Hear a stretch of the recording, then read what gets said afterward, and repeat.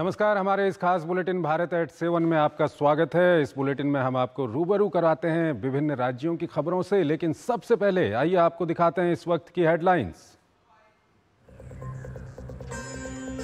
लोकसभा में चर्चा के बाद वित्त विधेयक हुआ पारित। वित्त मंत्री निर्मला सीतारमण ने लोकसभा में वित्त विधेयक पर हुई चर्चा का दिया जवाब। विपक्ष के आरोपों को नकारते हुए कहा, मध्यम वर्ग का रखा जा रहा है पूरा ख्याल।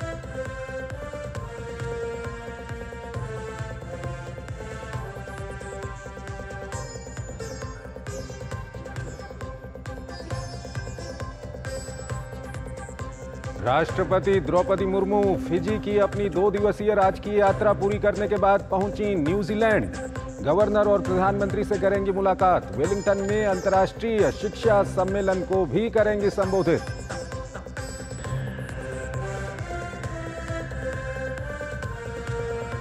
भारतीय पहलवान विनेश फोगाट को घोषित किया गया अयोग्य। अधिक वजन के कारण महिला कुश्ती 50 किलोग्राम वर्ग में अयोग्य ठहराई गई। संसद में खेल मंत्री मनसुख मांडविया ने कहा, विनेश फोगाट को दी गई हर संभव सहायता।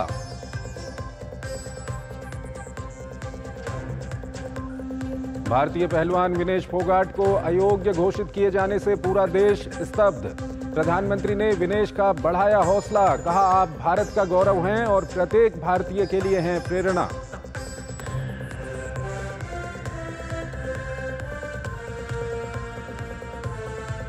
बांग्लादेश की कमान मोहम्मद यूनुस के हाथ। खालिदा जिया समेत कई विपक्षी नेता रिहा। अपने राजनयिकों के जरिए लगातार भारतीय नागरिकों के संपर्क में है भारत।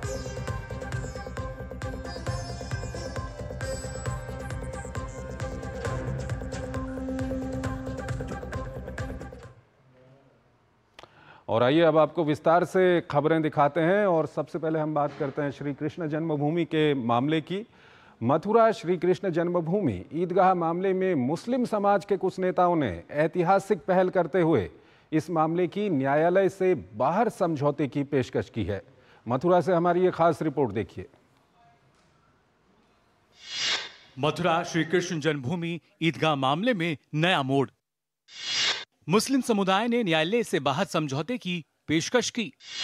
मुस्लिम नेता का बयान, भगवान श्री कृष्ण के भव्य मंदिर निर्माण में अवरोध ईदगाह को हटाया जाए।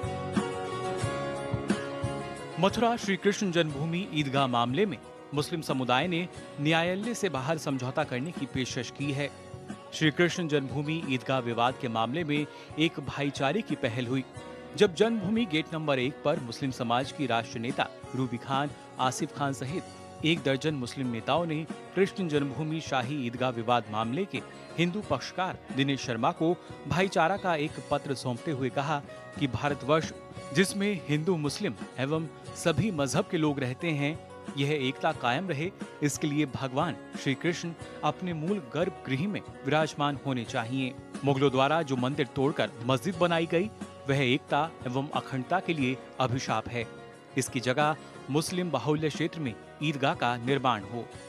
जो हमारे मुगले थे गलतियां कर गए, वो इन गलतियों को दोबारा ना कोई दोहराए और देखते हुए कि भगवान कृष्ण जी की जो जगह है उनको वापस दी जाए और जो शाही ईदगाह है उसे तोड़वाकर भगवान श्री कृष्ण जी का वहाँ मंदिर बनाया जाए, उनकी जगह उनको वापस दिलाई जाए।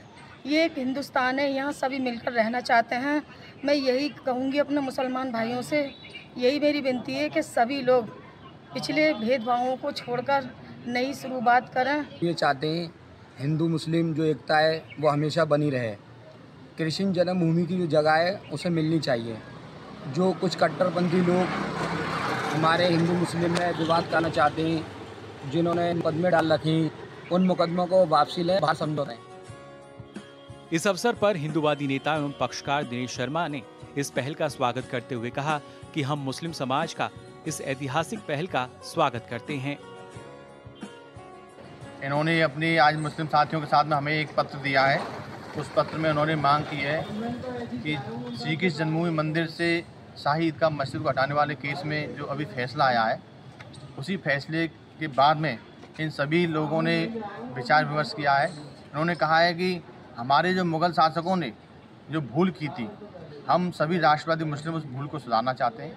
हम सभी लोग अपनी ईदगाह कमेटी वालों से विचार विमर्श करेंगे, क्योंकि इन सभी का कहना ये है कि जो मुग़ल शासकों ने अवैध कब्जा किया, उस अवैध कब्जे को न्यायालय के बाहर भी आपसी समझ बूझ करके आपस में बैठ करके सुलझाया जा सकता है। रूबी बहन जो अलीगढ़ से आई हैं, मुस्लिम समाज की तरफ से जो प्रस्ताव लाई हैं, मैं उसका बहुत तहे दिल से स्वागत करती हूँ। हमने कभी भी मुस्लिमों से ये जंग नहीं लड़ी है, तो हमारी कोई भी लड़ाई दूसरे किसी अन्य जाति से नहीं है। बस हम अपने कृष्ण भगवान की जगह मांग रहे हैं और इसके लिए वो हमें समर्थन दे रही हैं, इसलिए हम उनका स्वागत करते हैं और उनको धन्यवाद देते हैं, उन्होंने इतनी अच्छी जो पहल की। मुस्लिम समाज की इस पहल की चहुओर प्रशंसा की जा रही है। Bureau report, DD news, Mathura. और अगली खबर मध्य प्रदेश से है। मध्य प्रदेश के भोपाल में एम्स में किस तरह से स्वास्थ्य सेवाओं का विस्तार हो रहा है, इसको लेकर के एक खबर है। भोपाल एम्स में अब हार्ट और लंग्स का भी ट्रांसप्लांट हो सकेगा। इस सुविधा के बाद अब मरीजों को दूसरे राज्यों में नहीं जाना पड़ेगा। देखिए भोपाल से हमारे संवाददाता आशीष मंगल सोनी की ये खास रिपोर्ट। एम्स भोपाल को मिली हृदय और फेफड़ा प्रत्यारोपण की मंजूरी। हार्ट और लंग्स ट्रांसप्लांट के लिए नहीं जाना होगा बाहर।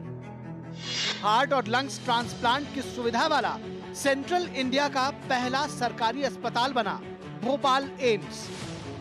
मध्य प्रदेश के किसी भी अस्पताल में ऐसी सुविधा नहीं है। भोपाल एम्स में पहले से ही है किडनी ट्रांसप्लांट की सुविधा। 10 लाख से अधिक हो गई है ओपीडी मरीजों की संख्या। भोपाल एम्स में ओपीडी मरीजों की संख्या 178% बढ़ी। एम्स भोपाल ने वन स्टेट वन हेल्थ की दिशा में तैयार की रूपरेखा। वन स्टेट वन हेल्थ के तहत एम्स भोपाल एसओपी तैयार कर रहा है, ताकि प्रदेश भर के अस्पताल में एम्स के स्तर का इलाज मिल सके, ऐसी कोशिश की जा रही है। साथ ही 2022 से यदि तुलना करें तो एम्स भोपाल में तकरीबन 10,50,000 ओपीडी आई हैं। इसके साथ ही मध्य प्रदेश में एम्स के कामकाज को लेकर जिस तरह से चर्चा की जा रही है, भोपाल सांसद ने भी खास तौर पर एम्स में सुविधाएं बढ़ाने का जिक्र किया है। मध्य प्रदेश सरकार अस्पतालों में इलाज के लिए तरह तरह की आधुनिक सुविधाओं में इजाफा कर रही है। प्रदेश के सरकारी और निजी अस्पतालों में किडनी, बोन मैरो और लिवर ट्रांसप्लांट हो रहे हैं, लेकिन हार्ट और लंग्स के दान के लिए डेड बॉडी को दिल्ली जैसे राज्यों में भेजा जाता था और कई बार दूरी ज्यादा होने की वजह से ये अंग उपयोग में नहीं आ पाते थे। हालांकि अब ये समस्या खत्म होने की कगार पर है। भोपाल एम्स के निदेशक डॉक्टर अजय सिंह ने बताया है कि अब मध्य प्रदेश के जरूरतमंद मरीजों का एम्स भोपाल में हार्ट और लंग्स का ट्रांसप्लांट हो सकेगा।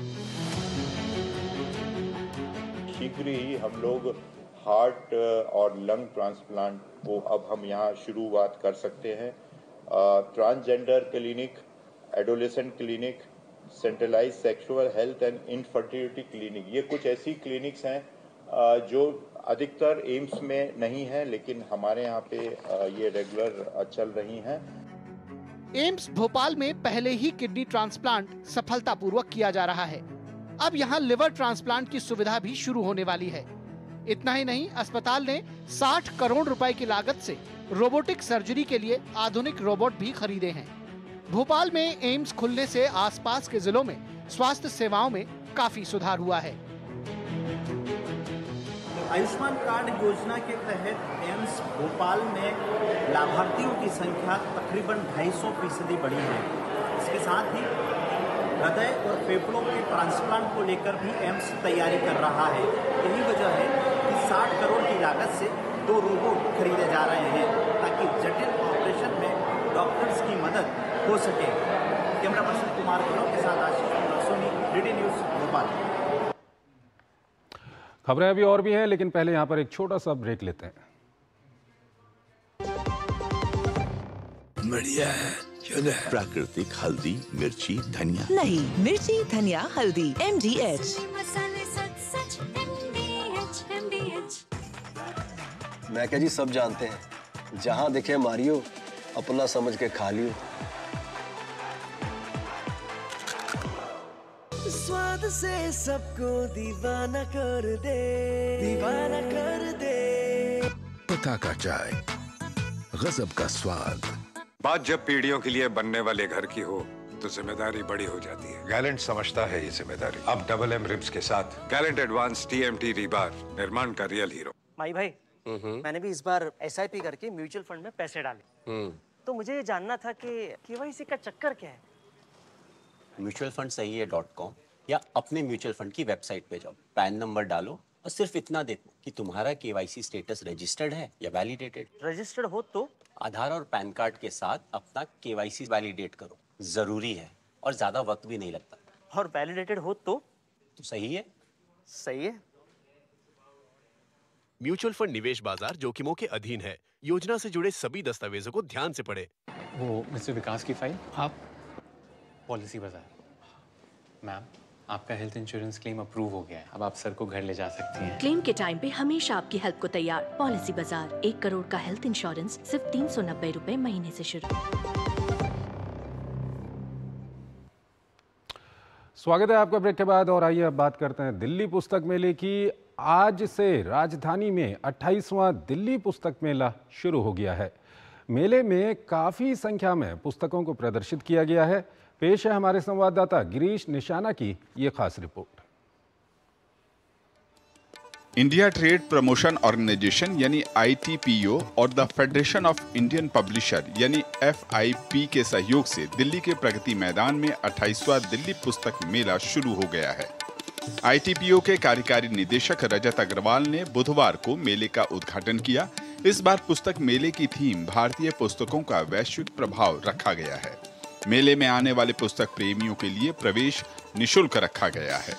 लास्ट ईयर साल 2023-24 में ITPO के इतिहास में historically we have had the highest turnover, highest income from operations, highest ever footfall and highest ever area utilisation.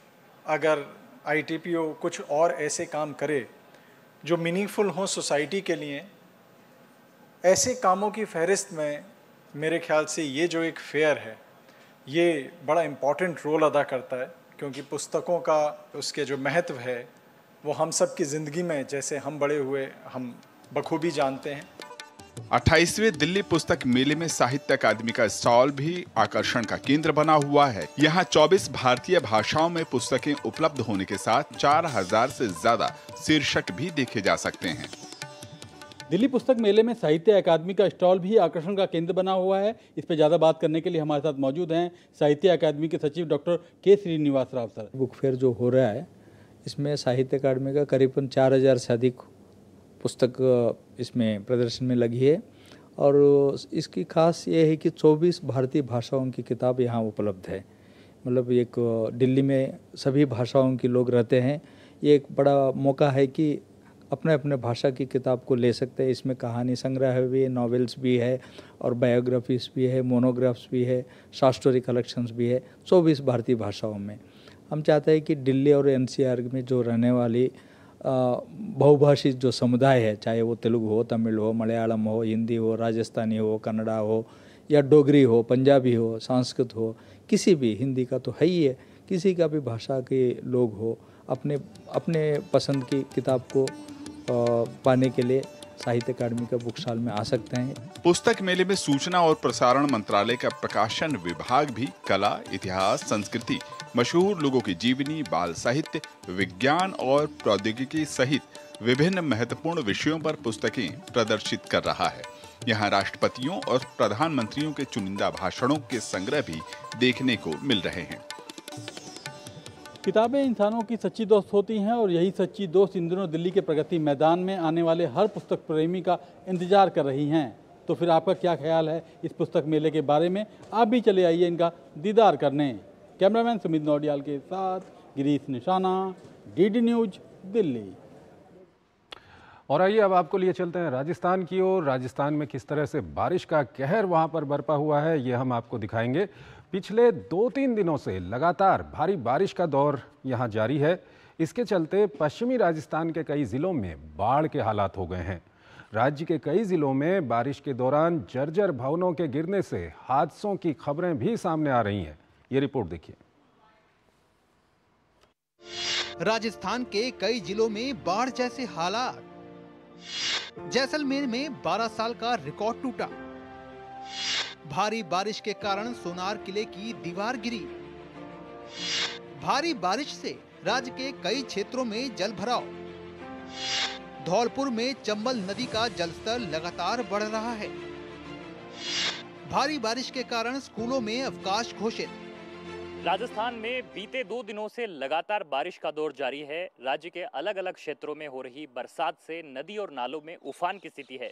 कई जिलों में स्कूलों में अवकाश घोषित किया गया है, तो इसका असर सड़क और रेल यातायात पर भी खास तौर पर देखा जा रहा है। राजस्थान के विभिन्न क्षेत्रों में हो रही तेज बारिश से जनजीवन पर खासा असर पड़ रहा है। भारी बारिश से राज्य के कई क्षेत्रों में जल भराव की स्थिति है। राजस्थान के पाली में बारिश के कारण घरों में पानी भर आया। पाली के कई क्षेत्रों में पानी भर जाने से मौके पर एसडीआरएफ ने स्थिति संभालकर कई लोगों को सुरक्षित स्थानों तक पहुंचाया। अजमेर में भी फौज सागर के ओवरफ्लो होने से सैलानियों के आवागमन पर रोक लगाई गई है। जैसलमेर में भी एक दशक में सर्वाधिक बारिश दर्ज की गई है। यहाँ तेज बारिश की वजह से सोनार किले की दीवार भरभरा कर गिर पड़ी। भारी बारिश हो रही है। कल रात पूरी रात बारिश बरसी है, कल दिन में भी बरसी है। हैवी बारिश की वजह से पानी का सीपेज से हो सकता है दीवार थोड़ी सी डैमेज हुई है मंदिर के पास की। हमने एहतियात के तौर पे दोनों रास्ते को नीचे जो शिव मार्ग है, मुख्य मार्ग है, परंतु हमने इसको ब्लॉक करके बंद कर दिया है। अब 1-2 दिन मौसम खुले तो हम ऊपर से इसका क्या कर सकते हैं, किस तरीके से एएसआई के साथ मिलके और इसको दुरुस्त करने की पूरी कोशिश करेंगे। जब तक लोगों से अपील है कि इस रास्ते का उपयोग नहीं करें, और वैसे हम ब्लॉक कर रहे हैं पर और बरसात हैवी बरसात का वो है अभी अलर्ट, तो घरों से भी बाहर जरूरत पड़ने पर ही। आज एक घटना घटित हुई है कि जैसलमेर का जो विश्व का सोनार दुर्ग है उसकी एक दीवार जो है वो भरभरा कर गिर गई। जैसलमेर में मैं आपको बताना चाहूँगा कि जब भी बारिश का मौसम आता है तब इस प्रकार की घटनाएं जरूर घटित होती हैं। यहाँ पर जो है प्रशासन की लापरवाही देखने को मिलती है। वहीं राजस्थान के धौलपुर में चंबल नदी का जलस्तर लगातार बढ़ रहा है। विभिन्न जिलों के लिए पेयजल का सबसे बड़ा स्रोत के तौर पर माने जाने वाले बीसलपुर बांध में 18 सेंटीमीटर पानी की आवक हो गई है। टोंक के मोती सागर बांध पर भराव के बाद 6 इंच की चादर चल रही है, जबकि राणा प्रताप सागर डैम में भी पानी की आवक जारी है। यहाँ कैचमेंट एरिया में जोरदार बारिश होने से डैम में लगातार पानी आ रहा है। भारी बारिश के कारण टोंक, बालोतरा, बाड़मेर, जैसलमेर, नागौर, पाली में स्कूलों में अवकाश घोषित किया गया है, जबकि जिला प्रशासन ने टीमों को अलर्ट पर रखा है। रेल यातायात पर भी बारिश का असर देखा गया है। राज्य के विभिन्न मार्गों से संचालित होने वाली आधा दर्जन ट्रेनों को रद्द और कई ट्रेनों को अलग मार्गों के जरिए डाइवर्ट किया गया है। राजस्थान के विभिन्न क्षेत्रों में हो रही बरसात के कारण कई जगहों पर दुर्घटनाओं की खबरें भी सामने आई है, जिसके बाद प्रशासन ने राहत और बचाव के कार्य शुरू कर दिए हैं। फिलहाल पश्चिमी क्षेत्र में तेज बरसात जारी है, तो वहीं मौसम विभाग की माने तो पूर्वी क्षेत्र में भी अब तेज बरसात का दौर शुरू हो सकता है। कैमरा पर्सन राकेश पटेल के साथ डीडी न्यूज़ के लिए मैं महेश दाधीज, जयपुर से। वहीं करीब 10 दिनों के बाद एक बार फिर से बिहार में मॉनसून एक्टिव हो गया है। इसके साथ ही राजधानी पटना समेत अन्य जिलों में भी बारिश के साथ वज्रपात की संभावना को लेकर अलर्ट जारी किया गया है। बारिश के कारण बिहार की नदियों का जलस्तर भी तेजी से बढ़ रहा है। पटना से हमारे संवाददाता मधुरेश नारायण की ये खास रिपोर्ट देखिए। तमाम नदियां उफान पर है। गंगा के साथ सोन और गंडक में भी उफान देखने को मिल रहा है। ये दोनों नदियां भी रौद्र रूप ले चुकी हैं और जिसके कारण जो निचले इलाके हैं वहां पानी भर गया है और लोगों को बड़ी परेशानी का सामना करना पड़ रहा है। बिहार में मॉनसून एक बार फिर से एक्टिव हो गया है। मौसम विभाग के अनुसार मधेपुरा, औरंगाबाद, सहरसा, पूर्णिया, सुपौल और पश्चिमी चंपारण में पिछले 24 घंटों में भारी बारिश दर्ज की गई है।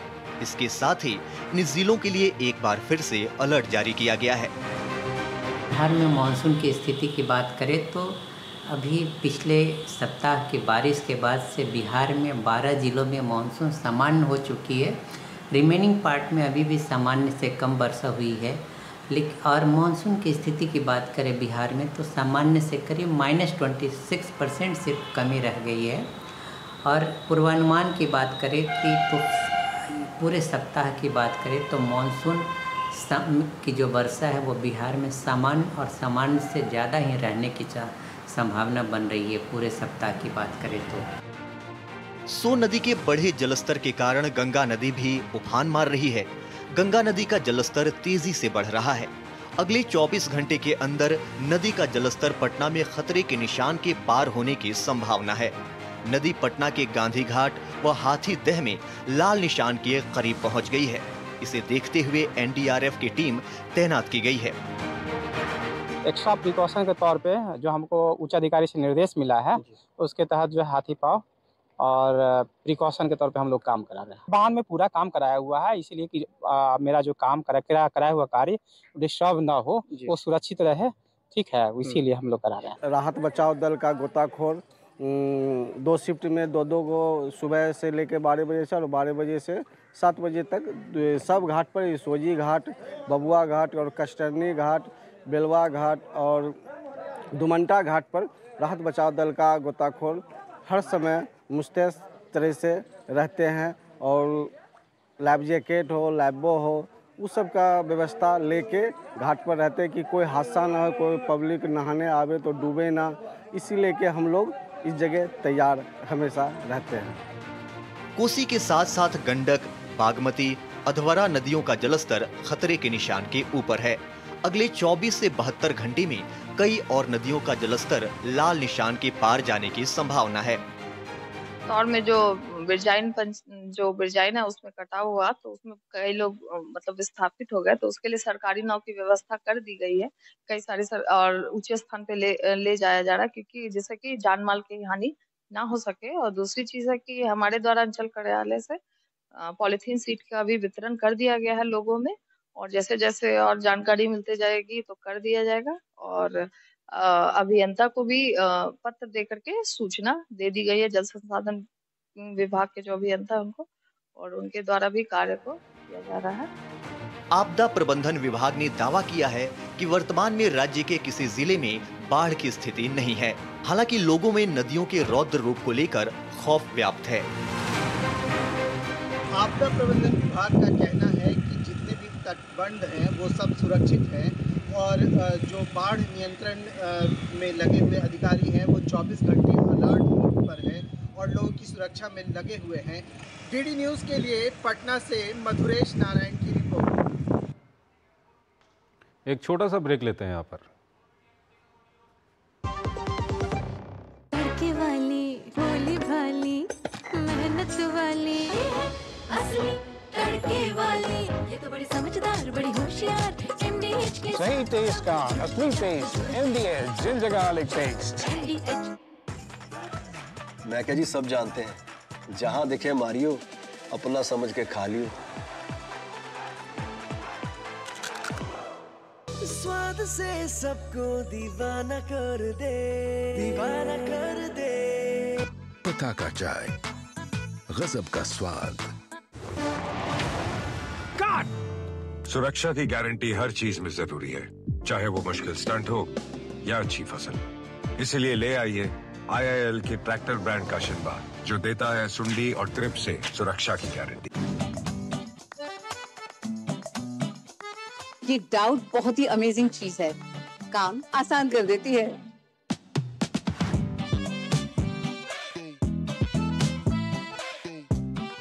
अब जिस पे भी डाउट है वो तो ऑटोमेटिकली आउट है। लेकिन मुथूट फाइनेंस से गोल्ड लोन लेते हुए कोई डाउट नहीं है, क्योंकि यहाँ है पूरी ट्रांसपेरेंसी, 100% भरोसा और सुरक्षा। तभी तो मुथूट फाइनेंस है भरोसा इंडिया का।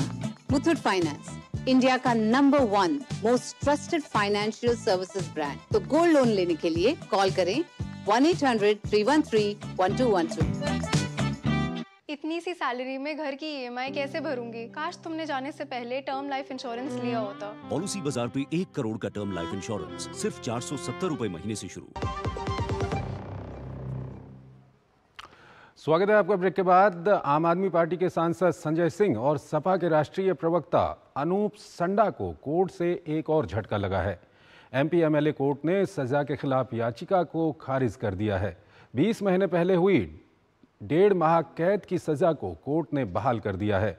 विशेष लोक अभियोजक वैभव पांडे ने बताया कि आम आदमी पार्टी के वर्तमान राज्यसभा सदस्य संजय सिंह, पूर्व सभासद कमल श्रीवास्तव, विजय कुमार, संतोष और सुभाष चौधरी ने जून 2001 को जन समस्याओं को लेकर मार्ग जाम किया था। इन सब के विरुद्ध कोतवाली नगर में मुकदमा दर्ज हुआ था। तत्कालीन विशेष मजिस्ट्रेट योगेश यादव ने 11 जनवरी 2023 को सभी 6 आरोपितों को दोषी ठहराकर सजा सुनाई थी, जिसमें सबको 1.5 माह कैद व 1500 रुपये की सजा सुनाई गई थी।